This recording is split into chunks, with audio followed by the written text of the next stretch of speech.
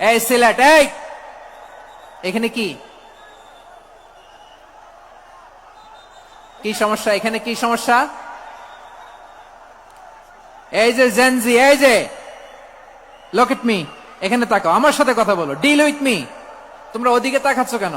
ওইদিকে উত্তেজিত হচ্ছ কেন? আমার দিকে তাকাও, আমি তো তোমাদের মেহমান হয়ে এসেছি। হ্যাঁ, ইউ আর দ্য হোস্ট। তোমরা আজকের প্রোগ্রামের হোস্ট, আমি তোমাদের গেস্ট। এইরকম নমুনা করলে হবে?